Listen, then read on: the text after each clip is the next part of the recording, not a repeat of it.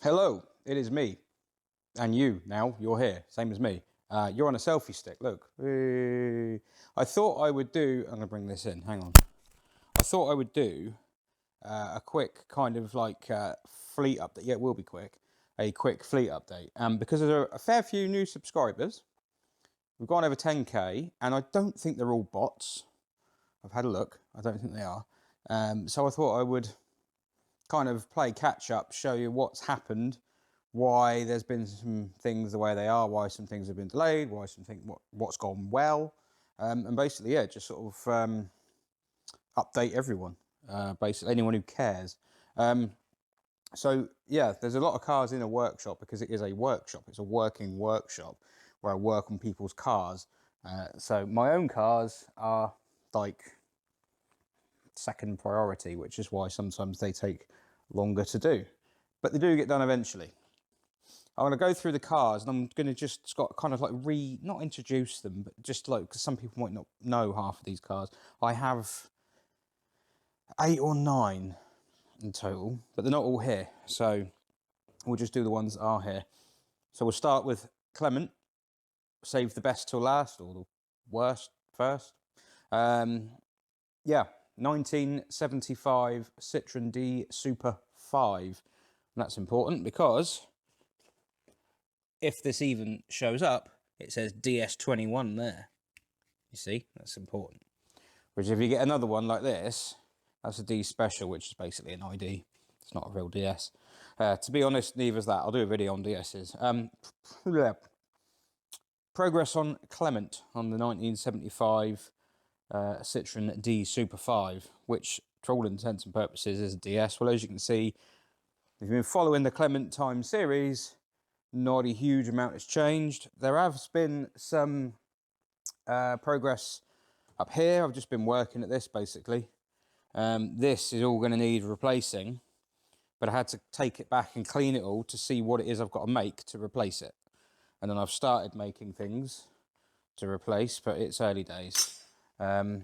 Likewise, the top of the B pillar here, I've been dressing that back to try and get that back to the bit that the new roof rail is going to sit on. The roof is in the mega jig there, the roof rails, and because it was a very rusty car, it is now also a bin.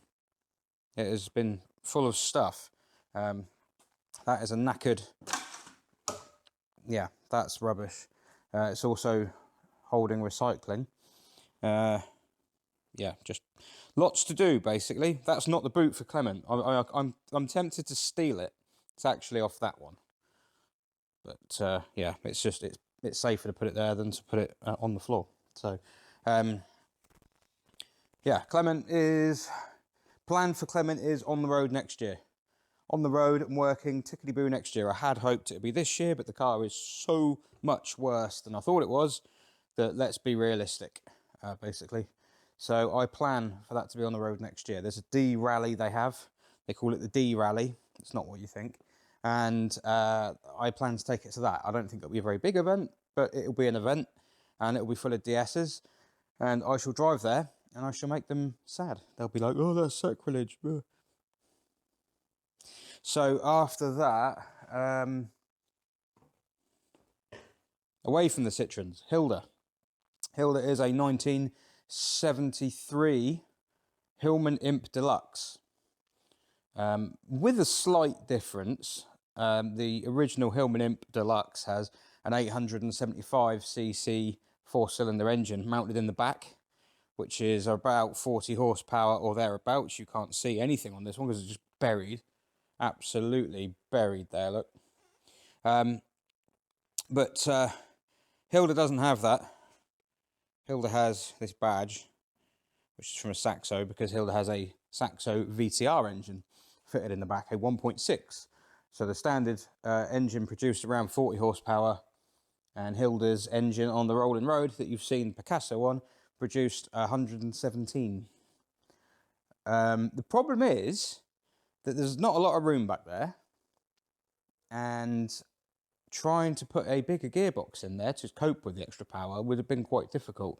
I think a Skoda 5-speed might be the best option, but they're quite hard to find. So I've got the standard one in there, And Hilda went to Goodwood last year, and the standard gearbox did not like this. So Hilda is broken. Again, Hilda, lots of work. There was a playlist with the race to Goodwood last year, and yeah, basically it was off the road for ages. When COVID first hit, I started pulling it apart, trying to do some repairs and modifications and improving it. Because what it has been on the road, it's done 2,500 miles. Then I raced to get it back on the road for Goodwood in the space of a few weeks. And I got it to Goodwood and I made it. And then 4.1 laps in, it expired at Madgwick, I believe. So, yeah, that's kind of how it went. And it's just been sat here since. I was faffing about in it the other day, but she's, yeah. I mean, it's all a bit dark and dank. The battery's down there, been disconnected. And there's the coolant pipes going through the floor. So there will be proper content on this car coming soon, but it's all a bit sad at the moment. But, yeah, it's in hand. The main hold up with this car is, apart from time, I don't know what to do. I mean, I have an AX GT engine, which is a 1400 version of that same engine. So I could fix that gearbox and then put on a slightly less torquey engine to give the gearbox a better time, but it just drove so well, honestly. That drove so well. You wouldn't believe it, you know. So part of me is also thinking, well, put it back together as it was, because it is a package and it works, but fit some kind of gearbox oil cooler, because I have a feeling the gearbox oil got too hot and I think the gearbox seized and then unseized itself. By the time it had unseized itself, the damage was done. Anyway, yeah, 1973 Hillman Imp Deluxe. Don't be fooled by deluxe, it means it's basic. This one's not, it's got carbon fibre in it and all sorts. Carbon fibre back boot lid, engine cover thing, carbon fibre split. That's had a lot of money spent on it.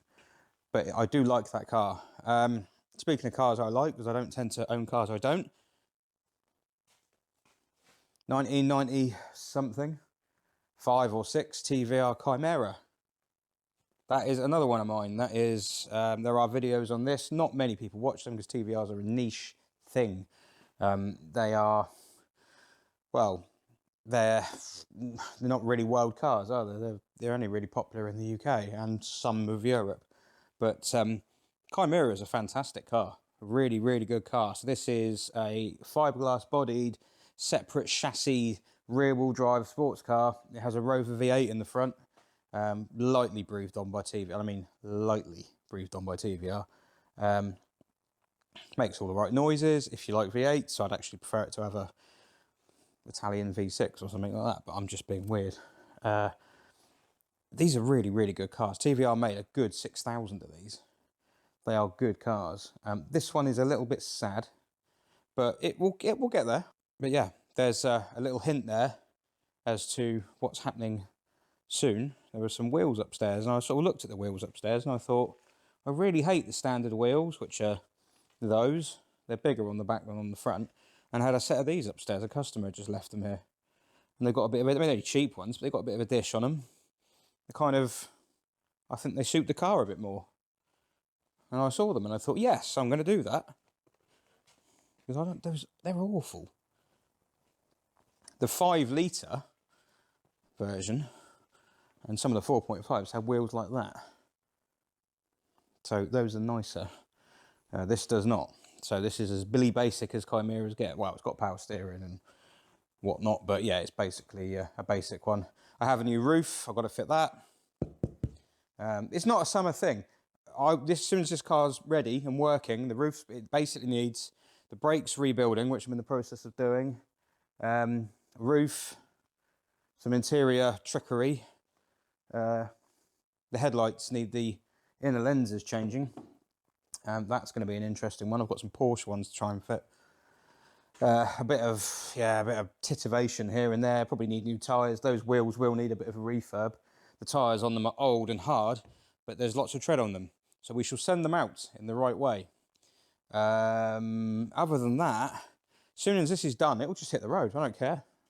I'm not bothered. I mean, you know, whatever year. Whatever month. If it's winter, it's winter. You know, you can use these things.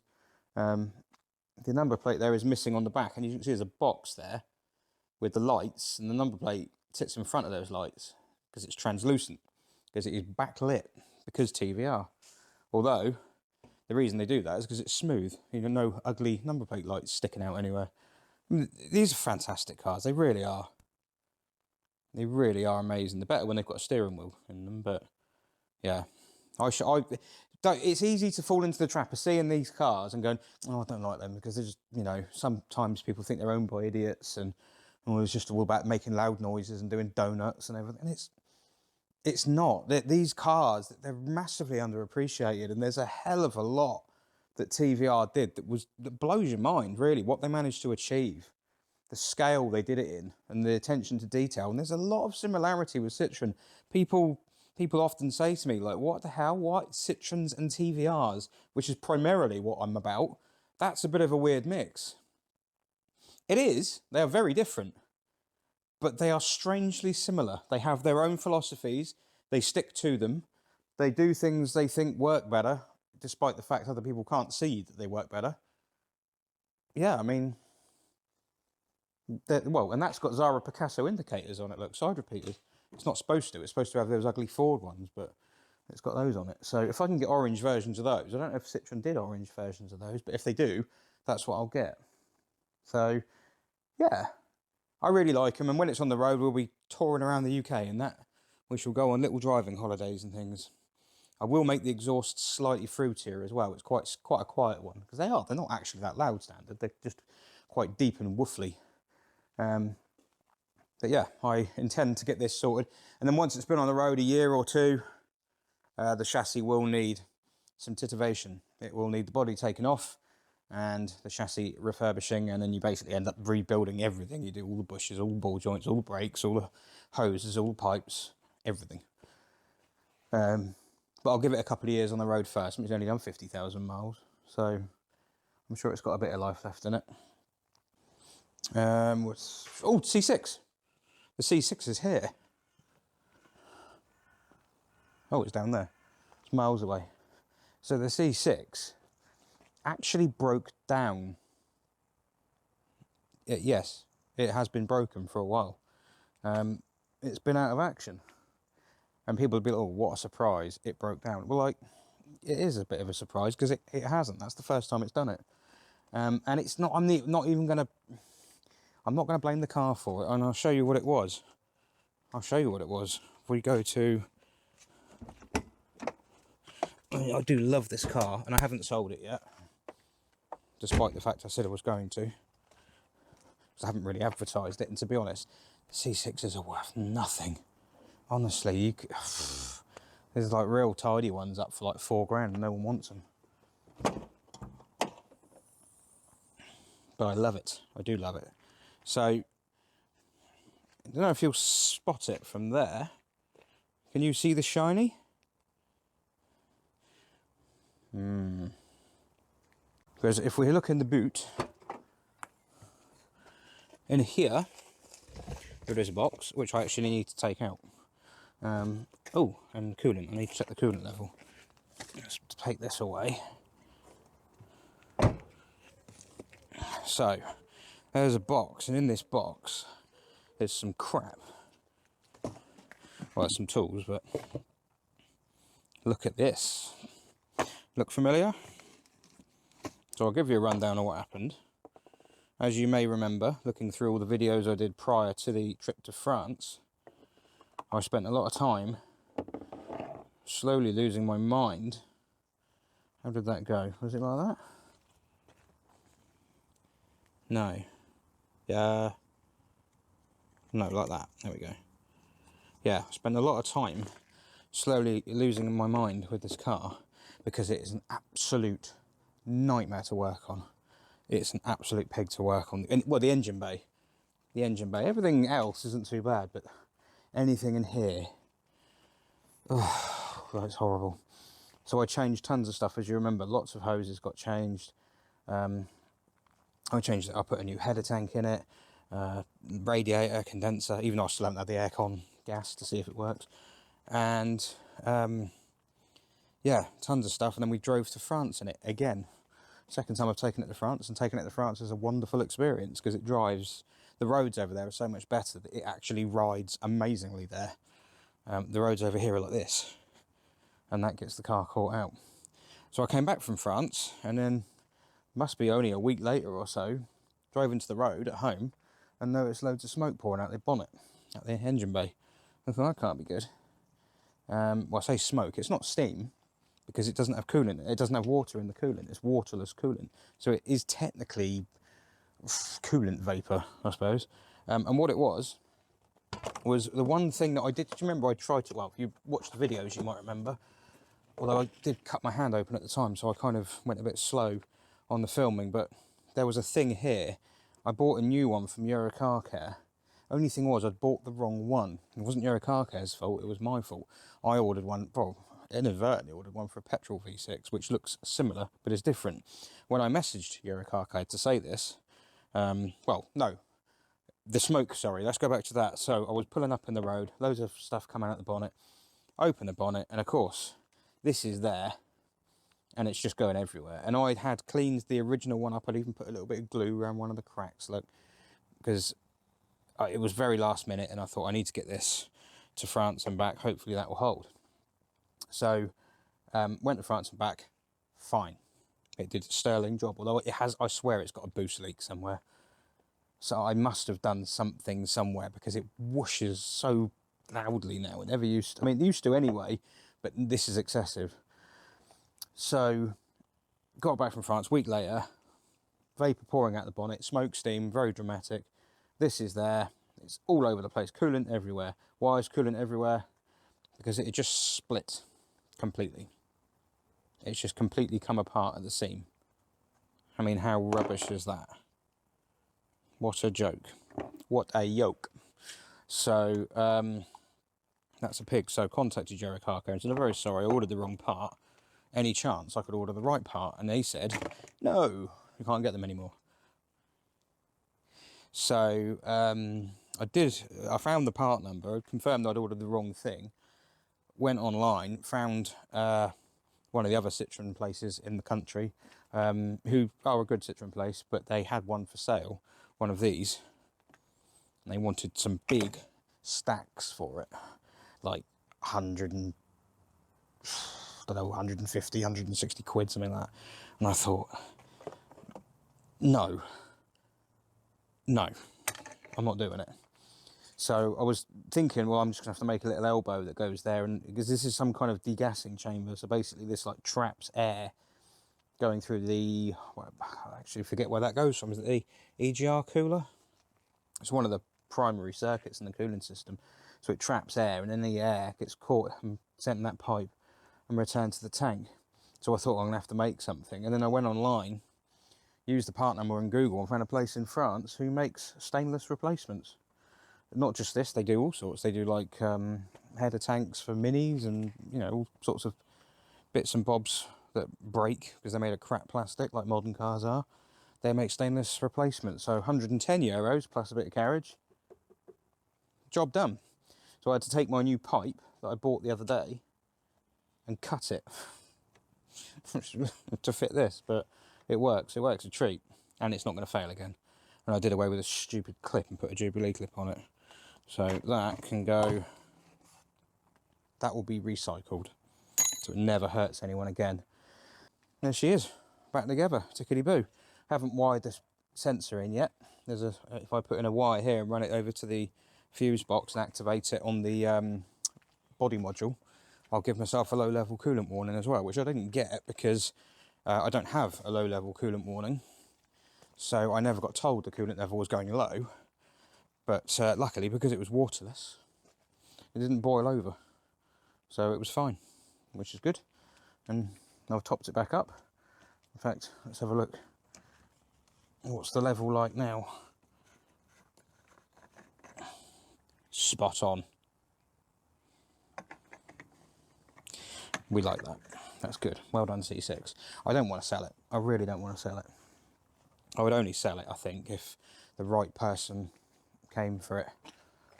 And when I say the right person, someone who will just keep doing what I'm doing and then they wouldn't do that because I'd want, like, I was trying to put it up for 2,500, which I thought, oh my God, my indicator, I just noticed the indicator's gone cloudy. That headlight needs polishing again, doesn't it? Doesn't end. Yeah, yeah, I'd have it up for 2.5, I think. I'll try and get 2.5 for it. And I don't think anyone would pay that. So, yeah, it will probably be there for a little bit. Other cars, in their absence, what have we got? BX, VEP Mark 1 BX is in Croydon again. Lucky VEP.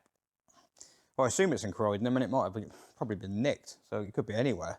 But yeah, that's in Croydon. And it is looking like it will find a new home. There is a little bit of interest. In fact, as I'm speaking, there are 2 interested parties now.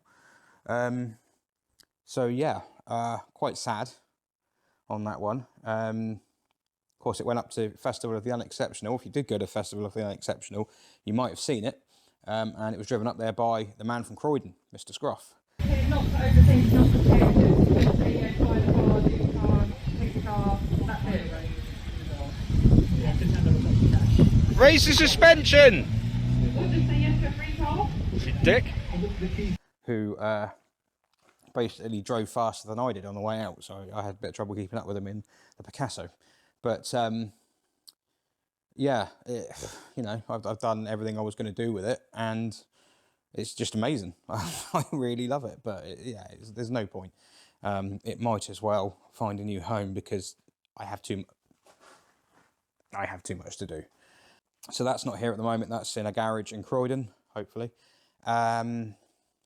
Should be coming back. By time, well, basically he'll be taking the Picasso. The plan is that he's going to have the Picasso. He's the next person on the list. So we're going to swap over the Picasso and the BX at some point. And then I've got a couple more videos to do on the BX. I'm going to do a Mark 1 v Mark 2 comparison because I've got a perfect Mark 2 here to compare it to. Well, it's not perfect, it's tatty. I mean, it will be a perfect model to compare it to. And when I finish with it, it might be quite nice. But yeah, Mark 1, Mark 2 comparison. And then there is a special video I'm going to do with it, which will be the last video I do with it. And that will be, well, you'll wait and see what that is. That's involves a lot of driving. But, and then in Picasso, that's not my car, admittedly, but I've got, I mean, the dyno videos have gone down well, haven't they? Because it's just because of the stupidity, I suppose. They are, well, Picasso is, I've got a video I'm halfway through editing to do with welding, that anyone who went to Festival of the Unexceptional saw that and went, you did that? Like, don't you do cars for a living? Because it doesn't look like I do. But the video will show you why. How that video was meant to go and how it ended up going were polar opposites. So Picasso's good as gold. It did Festival of the Unexceptional, met a lot of you there, that was good.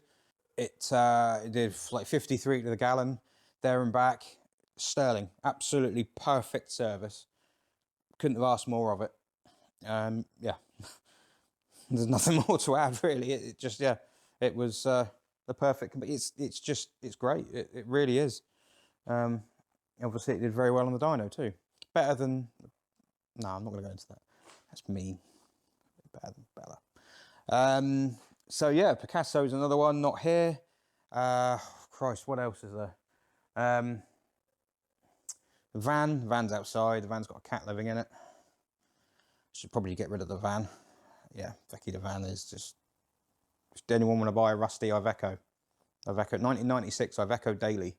Yeah, not a turbo. It's not a turbo daily. It's just a daily. A 35.8, I think.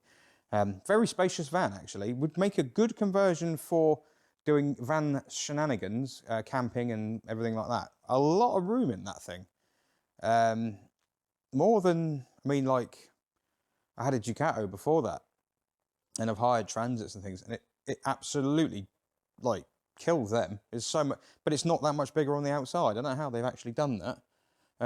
The roof is translucent as well, so not a lot of natural light comes in at the back, but it is quite a state, so it will be cheap.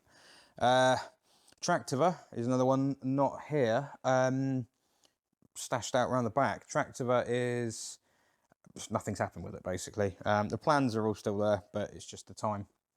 It can only really be worked on when it's in here, and when it gets busy enough for customers' cars and things, I have to, you know, skedaddle that one again. That has to go. So, yeah, it's just waiting, basically. I spent a bit of time watching touring cars and track days and things over the summer, so I've got a real taste for it. But yeah, I've actually got another Activa here that you can, very, very pretty Dante red Activa, customer's car. So yeah, there's that. It's Professor Tomatoes, not my car. That's JM's car. He's a customer, so he is like the same as a lot of these other ones, but that's a very long-term one. The videos are behind on that. There are videos which are in edit and will be uploaded, and they go back like 2 or 3 months. But they will bring us up to where we are with it, because where we are with it is in a worse place than when we started. Is that fair to say? In some ways, yes, that's fair to say. But that'll explain everything there. Well, I suppose the only other one I haven't really mentioned, I mean, there are other cars, but there's not many here. There's going to be, I'll give you a sneak. That's going to be on the channel. That's customer's car, but that is a rather interesting version of a TVR M series, because that is an Oddfire Buick V6 in there. Yeah.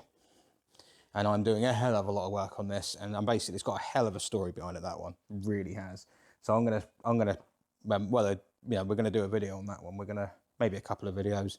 The footage I have of working on it isn't amazing because it's all just done on phones, rough shot. But it'll be kind of like when I did the Betty videos and like talked about it and then went back and just did like these little like clips of what happened. I've done so much on it, I can't film everything. When it's a customer's car, you can't film while you work because you end up like taking longer to do it, and it's not fair on the customer to pay for me to film their car. So there's that one. I'm also going to bring in, they're going to do a test on the weekend between the Picasso, past the Picasso, one of the last things I do with that, and Ford S-Max, which is someone requested that in the comments. But that is a good idea to do that, because we replaced, as a family, Citroen Zara Picasso with a Ford S-Max. So I'm going to compare them. I'm not going to say which is better, that's unfair. The S-Max is a lot newer and has a lot more power and more toys and everything like that, although probably about the same amount of toys now because they all seem to stop working. But yeah, the S-Max, it's not a fair comparison to just do them outright, but looking back now, what was the Picasso actually like, now that we've had the S-Max for a while? There'll also be another video, my wife's car, which has been requested a fair few times. I'll wait until it actually goes out there so you can see what it is. But there was the various threads on piston heads and things that I wrote, and it's got a bit of history behind it. And that car should be coming to the channel as well. Hopefully doing a video on that one. Not my car, it's my wife's car. She had it nearly 20 years. But that should be coming soon, if I get time to film it. And I suppose the only other thing is that I've also got a Citroen SM, which is a very, like the coolest car made, basically. There it is. Yes. So the Citroen SM. Has anything happened with the Citroen SM? No. Oh, it's dark. So I get a lot of flack for not having done anything with this, but quite simply, I don't know if I'm going to use the thumbnail of me fighting the 3BXs, but that is a, well, if I do, you'll see it. But that is clickbait because those BXs aren't in this. But that is more of a symbol of what's going on. I'm going to move here because it's lighter here. I'll move back in there in a minute. More of a symbol of what was symbolic of what's going on, because it's just, there's a lot going on here. Business comes before YouTube because YouTube doesn't pay them bills. YouTube might pay my phone bill and buy a couple of takeaways and pay the tax on the BX. It's not a lot of money, the numbers I'm at, so you can't live off it. If YouTube was to bring in the money that my business brings in, and so I could pay mortgage and other things, then yeah, that would be quite a good thing. But I'm some way away from that, and I don't really play the game like others do, with, you know, making videos that people watch. as such. I kind of just make videos that I think to make, and if people watch them, they do, and if they don't, they don't. Because it's not my primary thing. My primary thing is this business here, this workshop and customers' cars. So for that reason, there are long periods of time where nothing happens with a car. And the SM is a primary example of that, because the SM is the most, by far, that is the most, well, I say that's the most complicated car I've worked on. That C6 is an absolute pig.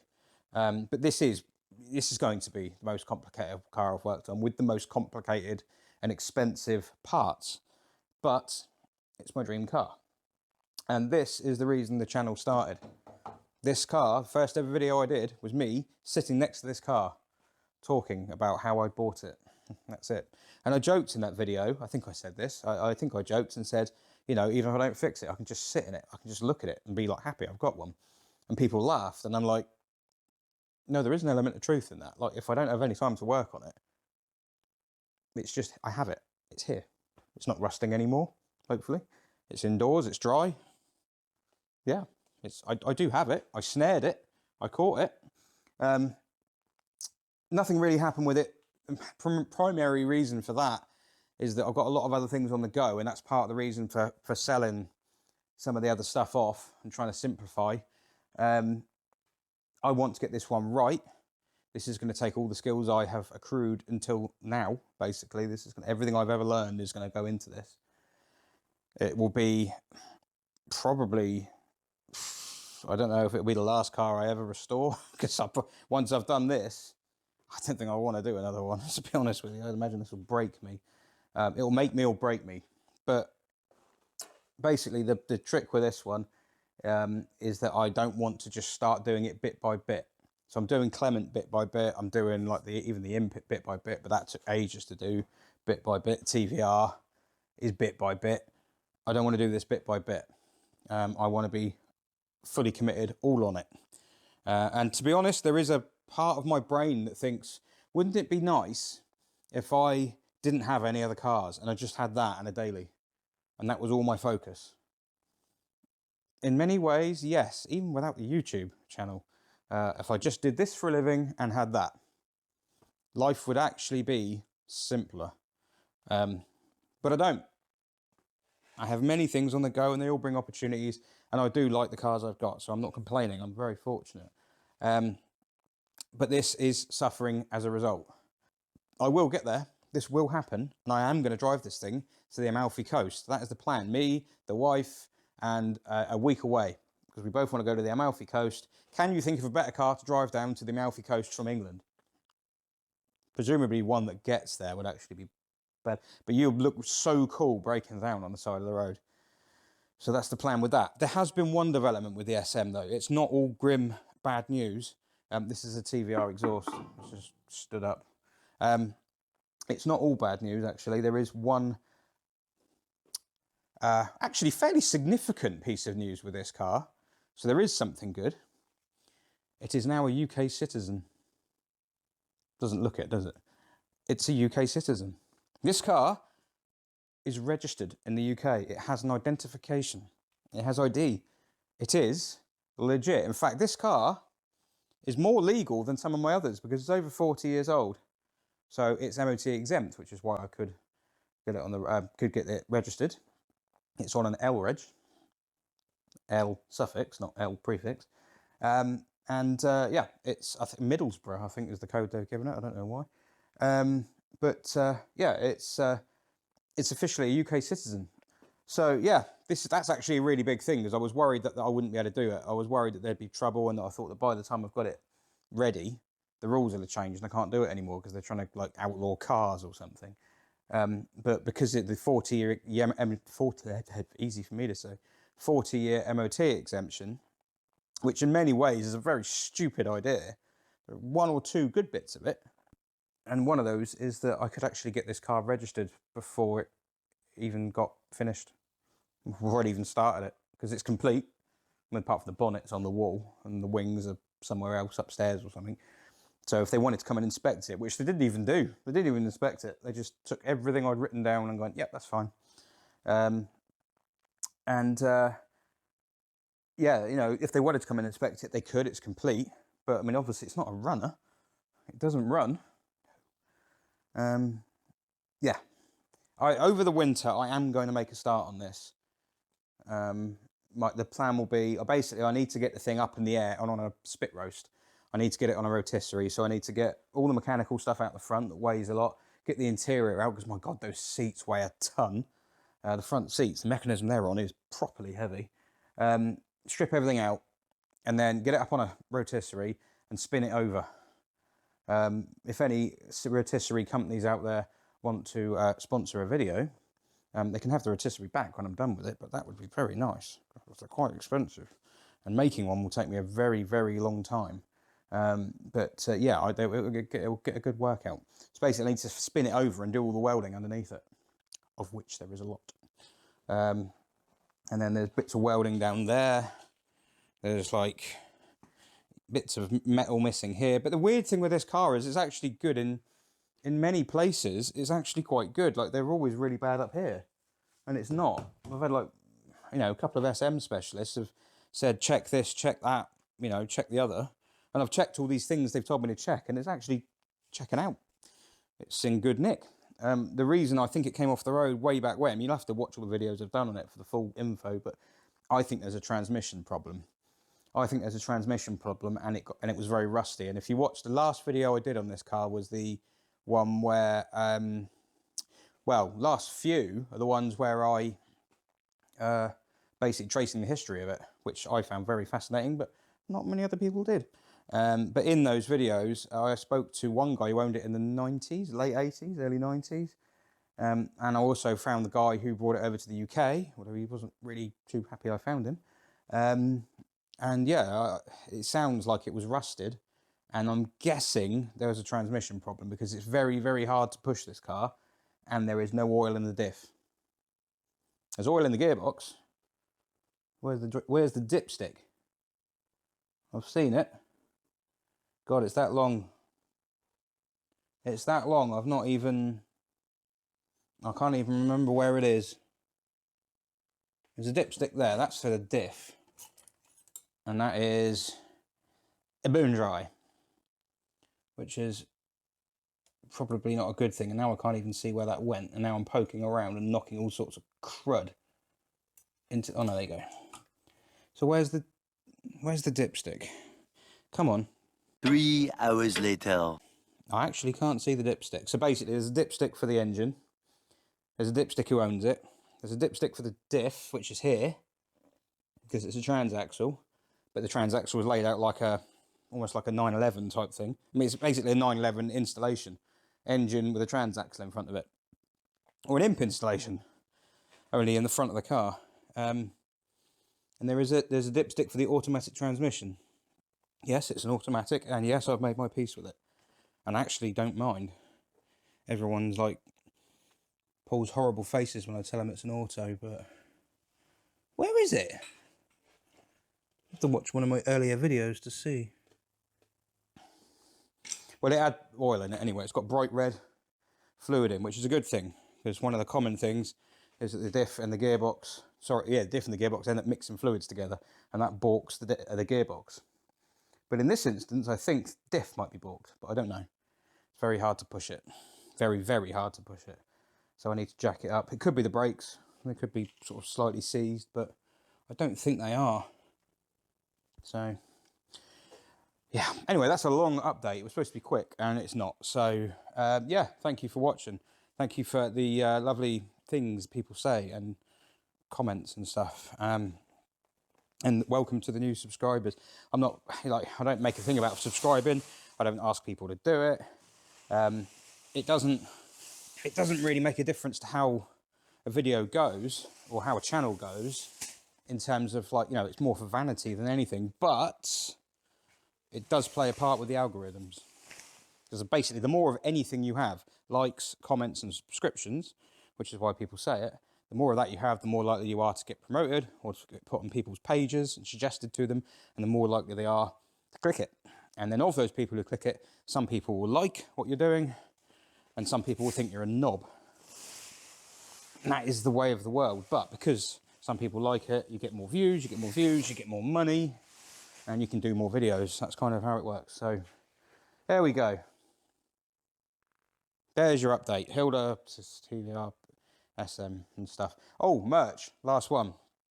Well, there's a...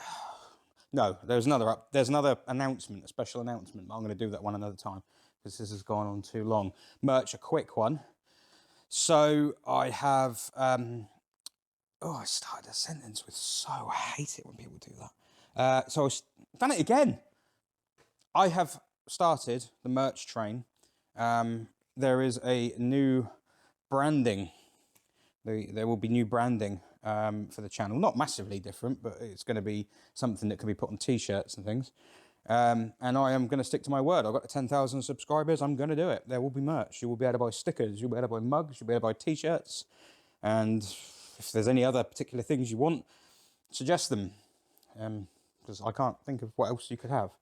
Hats? I don't know if you can do hats. But yeah, there will be Clement merch. There will be SM merch. Those are the main two. It needs to be something BX related, doesn't there? Hilda?